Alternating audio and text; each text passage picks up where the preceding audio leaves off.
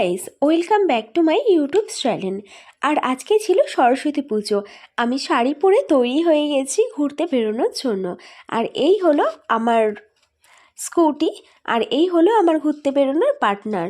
আর আমরা চলে এসেছি গোবরডাঙ্গা হিন্দু কলেজে। আর এই কলেজ থেকে কিন্তু আমি গ্র্যাজুয়েশন পাশ করেছি, কিন্তু 3 বছরের মধ্যে কখনোই সরস্বতী পুজোর দিন না আসা হয়নি। আর এই বছরেই সরস্বতী পুজোর দিন প্রথমবার আমি এসেছি গোবরডাঙ্গা হিন্দু কলেজে। আর আজকে কিন্তু শুধু সরস্বতী পুজো নয়, আর সাথে আছে আমার প্রিয় মানুষ, যার সাথে আমি ভ্যালেন্টাইন্স ডেটা স্পেশালভাবে কাটানোর জন্য ঘুরতে বেরিয়ে গেছি। তারপরে দেখো এই দিকটাতে চলে এসেছি, এই দিকটাতে আছে ঠাকুর। কলেজে যে পুজোটা হয়েছে সেই ঠাকুরটা আমি তোমাদেরকে দেখিয়ে দিচ্ছি। তার আগে এই দেখো গার্ডেন। আর এই যে চলে এসেছি, ভালোই ভিড়, তবে আমরা দুপুরের দিকে এসেছি, তখনও বেশ ভালো ভিড় ছিল কলেজের।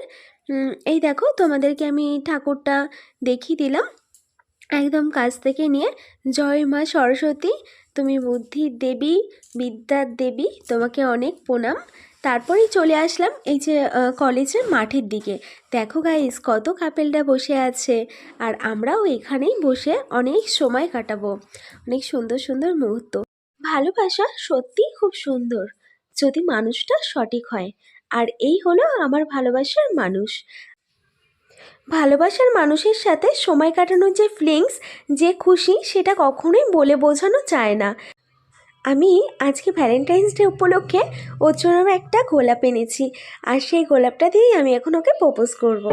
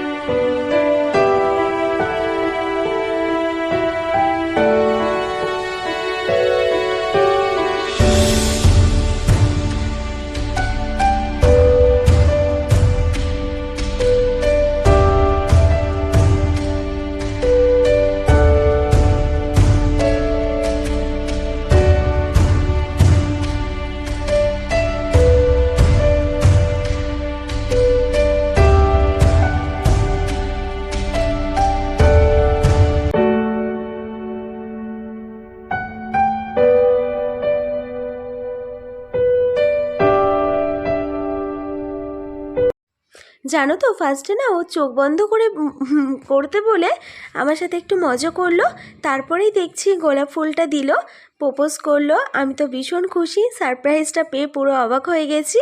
তারপর প্রচুর আড্ডা দিলাম, গল্প করলাম, সুন্দর সুন্দর মুহূর্ত কাটালাম। আর এখন দেখো সন্ধে হয়ে গেছে, এখন আমরা এখান থেকে বেরিয়ে যাচ্ছি। তারপরেই চলে আসলাম ফুচকার দোকানে, ঝাল ঝাল ফুচকা খেয়ে নিলাম। আর ফুচকা খেয়ে তো আমার ভীষণ ঝাল লেগে গেছে, তবে ফুচকাটা খেতে কিন্তু খুব টেস্টি ছিল। তারপরেই উঠে পড়লাম স্কুটিতে আর চলে আসলাম একটা রেস্টুরেন্টে, এখান থেকে আর কি খাবার নিয়ে যাব। রেস্টুরেন্টে ঢুকে তো দেখি প্রচুর প্রচুর ভিড়, নিচে উপরে সব জায়গায় পুরো বুকিং। কিছু লোক তো দাঁড়িয়েই আছে লাইনে। ভেবেছিলাম আমরা দুজন ওখানে বসে খাওয়া দাওয়াটা করব, আর বাড়ির সবার জন্য খাবারটা প্যাক করে নিয়ে চলে আসব। কিন্তু গাইস, এত ভিড় দেখে আমরা আর খাওয়া দাওয়া ওখানে করিনি, সবার জন্যই খাবার প্যাক করে বাড়িতে নিয়ে চলে এসেছি। এই যে ইনি এখন মেনু কার্ড দেখছেন। জানো তো, ওনাকে না আমি ভালোবেসে ইয়াশ বাবু বলে ডাকি। তো আমার ইয়াশ বাবু, আর ও আমাকে অনেক সুন্দর সুন্দর নামে ডাকে, তোমাদের সাথে অন্য কোনো দিন শেয়ার করব। অনেকক্ষণ ওয়েট করার পরে অবশেষে আমাদের পার্সেলগুলো এলো, আর ও নিয়ে নিয়েছে হাতে। এবার আমরা চলে আসবো বাড়ির দিকে। এই যে রেস্টুরেন্ট থেকে বেরিয়ে গেলাম, বাইরে বেরিয়ে দেখছি একটু একটু ঠান্ডা লাগছে, সারাদিন তো ঠান্ডা লাগছিল না। তারপরে চলে এলাম বাড়িতে। বাড়িতে এসে কি অবস্থা চুলের। তো চলো আজকের ব্লগটা এইটুকুই। কেমন লাগলো